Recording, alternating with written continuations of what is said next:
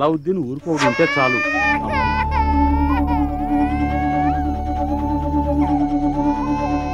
అయ్యో, ఎవరో చంటిపెట్టిన అనాథలో వదిలేసిపోయారయ్యా. రండయ్యా. పసిబిడ్డని ఇలా అనాథలా వదిలేసి వెళ్ళడానికి ఆ తల్లికి మనసులా ఒప్పిందో.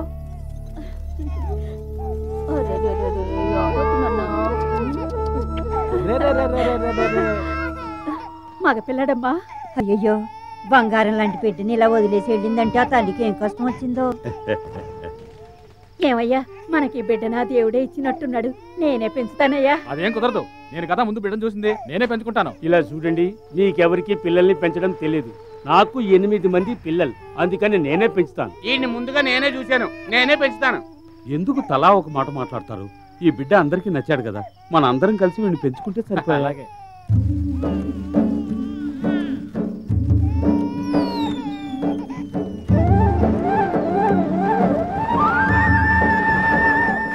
ఎవరన్నా వీడికి మంచి పేరు చెప్పండి అయ్యా. సత్తిపండు. ఆహా, అదే వద్దు. ఏమండి, మాణిక్యం అని పెడదామండి. అమ్మాయి, ఆ పేరు నీకు పుట్టే బిడ్డ పెట్టుకో. ఇప్పుడు నేను చెప్పిందే పేరు, కృష్ణమూర్తి. వద్దు, జోసఫ్ అని పెడదాం. ఎవరికి వాళ్ళు వాళ్ళ తాతల పేరు చెప్పకండి అయ్యా. నిన్న మనం అల్లావుద్దీన్ సినిమా చూసి వచ్చేటప్పుడే కదా వీడు దొరికాడు, అందుకని వీడికి అల్లావుద్దీన్ అని పేరు పెడతాం. అదిరిపోయిందబ్బా. నాన్న, నువ్వు అల్లావుద్దీన్వా? నా తండ్రి. అల్లావుద్దీన్, ఇక నువ్వు ఈ పేటకే సొంతం. పేరేంటి బాబు? అల్లావుద్దీన్. ముస్లింవా? కాదు. మీ అమ్మా నాన్న పేరు చెప్పు. మునుస్వామి, రతాలు, మల్లిక, కృష్ణ, రాణి, కాజాబాయ్, సైరబాను, రాజా, రంగమ్మ, జోసఫ్, మేరీ, బంగారయ్య, తాయారమ్మ, సుబ్బయ్య.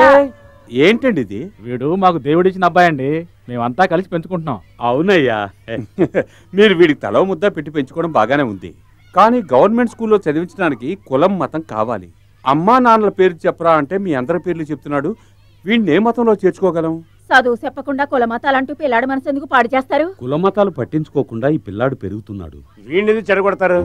రా నాన్న, ఈ లోకాన్ని చూసి నువ్వే పాఠాలు నేర్చుకో. రా.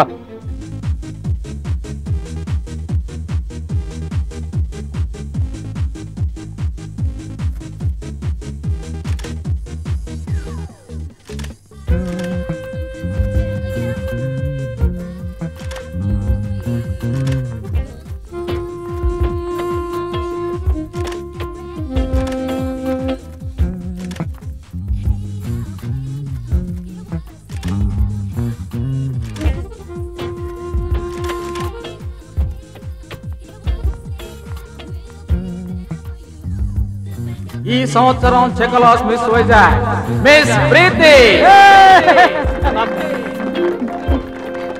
థ్యాంక్ యూ సార్, ఆడు మా ఓనర్ కూతురు. Congratulation. Thank you so much. Preeti, you're looking amazing. Thank you. How do you feel? Very fine. Party ఇస్తున్నావుగా? డెఫినెట్లీ. Good morning sir. నిన్న మా అబ్బాయి మీ అమ్మాయిని బ్యూటీ కాంటెస్ట్ లో చూసా అంట. వాడికి తెగ నచ్చింది. మీరు ఓకే అంటే ఒక మంచి రోజు చూసి ముహూర్తాలు పెట్టుకుందాం. ఒళ్ళు తగ్గడానికే పరిగెడుతున్నారు? అవును సార్. కొంతమందికి పరిగెత్తకుండానే ఒళ్ళు తగ్గుతుంది తెలుసా? ఎలా? అటు చూడండి. వెయిట్, మోసం రానివ్వండి. సార్, నిన్న మీ అమ్మాయికి ప్రేమ వల్ల విసిరింది వీళ్ళే సార్. వీళ్ళేనా? ఎవరెవరికి ఎంత ప్రాపర్టీ ఉందో అడిగి తెలుసుకున్నావా? అది ఆ క్యాండిడేట్ ఉన్నాడే, అతను ఆస్తంతా కలిపితే 50 లక్షలు ఉంటుంది సార్. ఓ సంతేనా? కానివరా. అయ్యో, అబ్బో, అయ్యో. ఈ పీచ్ మిఠాయి డ్రెస్ గడికి ఎంత ఉంది? వీడి టోటల్ వర్తే 2 కోట్లు అంతే. అంతేనా? అందుకో. అయ్యో, ఇకపై ప్రీతితో మాట్లాడుతున్నాను. మీ సంగతి ఏంట్రా సార్? మీరు అనుకుంటున్నట్టుగా నేను లక్షాధికారిని కోటీశ్వరుని కాదు సార్. మా చాలా మిడిల్ క్లాస్ ఫ్యామిలీ సార్. నేను మీ అమ్మాయితో ఫ్రెండ్లీగానే మూవ్ అవుతున్నాను సార్. మొదట్లో అందరూ ఫ్రెండ్లీగానే మూవ్ అవుతారా? కొన్నాళ్ళు పోయాక ఆ పిల్లని ప్రేమో స్నేహమో తెలియని లెవెల్కి కన్ఫ్యూజ్ చేస్తారు. ఆ పిల్ల కాస్త మెత్తపడగానే నైస్గా మాట్లాడి ఎటో లేపుపోతారు. తర్వాత వాళ్ళ ఇంట్లో వాళ్ళకి తలెత్తుకోలేని పరిస్థితి ఏర్పడుతుంది చూడు. అప్పుడు మేము మారిపోయామంటూ ఆ పిల్లని తీసుకొచ్చి వాళ్ళ ఇంట్లో వదిలేసి ఇదే మేము ప్రేమకి ఇచ్చే మర్యాద అంటారు. అదైనా పర్వాలేదురా, నానెక్కువేసుకునే వాళ్ళు ఉన్నారు ఈ దేశంలో. కిడ్నీ ఇచ్చేయడం, లివర్ ఇచ్చేయడం, కళ్ళు ఇచ్చేయడం. వీళ్ళ కళ్ళైనా పర్వాలేదు, కన్నవాళ్ళ కళ్ళు ఇచ్చేస్తున్నారు. వాళ్ళు కొట్టే కొట్టుడికి వీళ్ళ ప్రేమ నరం తెగిపోవాలి. ఆ లెవెల్ కొట్టమని చెప్పి. ప్రేమ నరమా ఎటుంటుంది సార్? ఉజ్జాయింపుగా కింద ఉంటుంది, చూసుకోవటమన్నా. గురి చూసుకోవటం. బాబు, నీకు మా అమ్మాయి చాలా బాగా నచ్చింది కదా. నీకు ఆస్తి ఎంత ఉందో చెప్పలేదేమిటి మరి? ఏంట్రా ఇంత స్పీడ్ గా చంపారు? రేంజ్కి తగ్గట్టు కోటింగ్ ఇస్తుంటే జంపకుండా అనుకుంటారు. మీ రేంజ్కి తగ్గ అల్లుడు ఎక్కడున్నాడో ఏం చేస్తున్నాడో.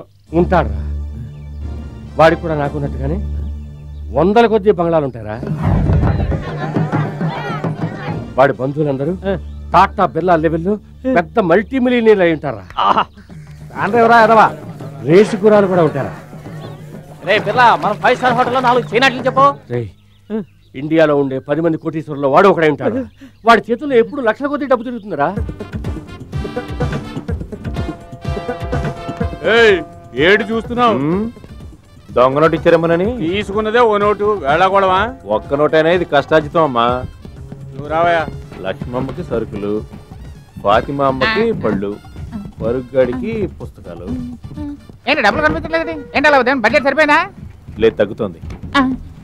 అయినా నీ బడ్జెట్కి ఎంత వచ్చినా చాలలే.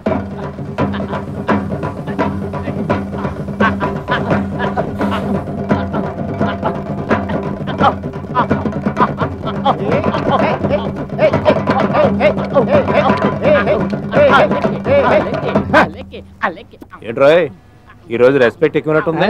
మావా, ఈ రోజు నువ్వు నాయకుడిరా. అలావుద్దీన్ ఓటుకు 100 ఇస్తామన్నారు. 1000 మందిని తీసుకొస్తామని చెప్పి అడ్వాన్స్ కూడా తీసేసుకున్నావు. అందుకే సంతోషంతో ఆడుతున్నాం. ఆపరా, నువ్వు చెప్పింది వీడేనా? అవును, ఇతనేనండి. 1000 మందిని వీడేలా తీసుకొస్తాడు? ఇంకా ఎక్కువ మందినే తీసుకొస్తారు సార్. నువ్వు ఈ ఏరియా దాదావా? కదన్నా. మరి ఇంకేంటి, మెగాస్టార్ వా? అదేం లేదన్నా. ఏదన్నా కుల సంఘానికి అధ్యక్షుడువా? అలాంటి తప్పుడు పనులు మేము చేయమన్నా. మరి నువ్వు చెప్తే 1000 మంది ఎందుకుంటారా? Follow me. అలా చెప్పు.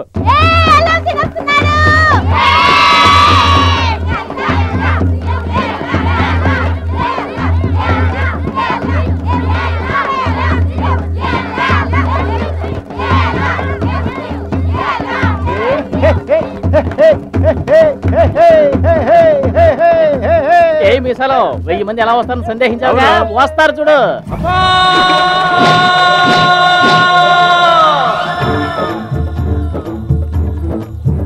అతనికి ఇంతమంది అమ్మలా? ఏంటంత ఆశ్చర్యం? నాన్నలు వస్తారు చూడు ఇప్పుడు. Hi daddy.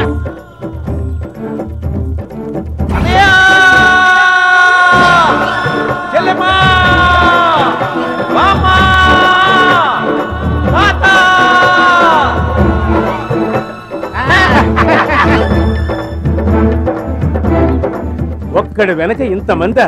ఎవడరా వీడు? ఈ కళాసీపేట చిచ్చర పిడుగు.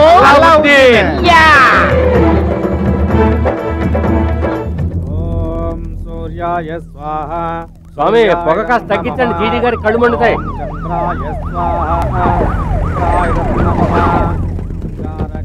స్వాహ. అయ్యా, సీఎం వస్తున్నారు. బుధాయ స్వాహ. బుధాయదన్నమః. బృహస్పతయే స్వాహ.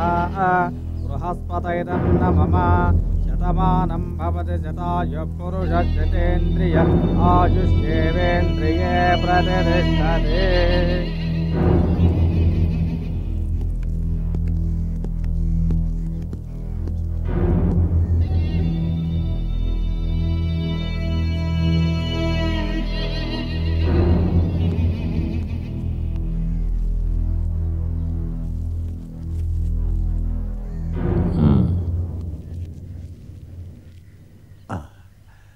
మీరు చెప్పిన వ్యక్తికి ఎలక్షన్లో సీట్ ఇవ్వలేదు, తప్పే. ఆ ఊరు మా కోట, అక్కడ ఎవరిని నిలబెట్టినా గెలుస్తానని చాలా పోజుగా మాట్లాడారు కదా. కానీ అదే ఊళ్ళో జీడీ గారు ఇండిపెండెంట్ గా నిలబడి ఆంధ్రదేశంలోనే అధిక మెజార్టీతో గెలిచి మీ కోటను పేకమేడాలు చేశారుగా. నేను చేసిన తప్పుకి ప్రాయశ్చిత్తంగా ఇందులో ఏ మంత్రి పదవి కావాలన్నా తీసుకోండి, మీకేం కావాలన్నా ఇస్తాను. నీ పదవి ఆ రోజు గొడవపడి వెళ్ళిపోయావు, ఈ రోజు రాజీపడి గెలవాలని చూస్తున్నావా? నీలా డబ్బు కోసమో పదవి కోసమో నేను రాజకీయాల్లోకి రాలేదు.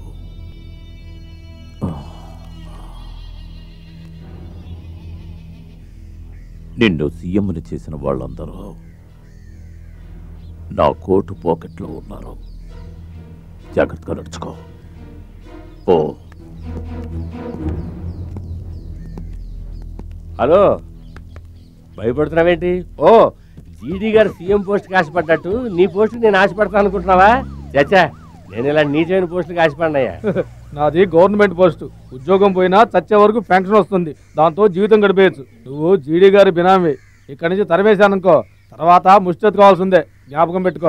అది నీ ఆశ. నా ఆశ ఏమిటో తెలుసా? ఇప్పుడు నేను జీడీకి బినామీగా కోటీశ్వరుడిగా ఉన్నాను కదా, ఆ అవకాశాన్ని ఉపయోగించుకుని నిజమైన కోటీశ్వరుడికి మా అమ్మాయిని ఇచ్చి పెళ్లి చేసి లైఫ్లో సెటిల్ అయిపోదామని. దొరికాడా? ఎక్కడో మహారాజులా ఉండుంటాడు.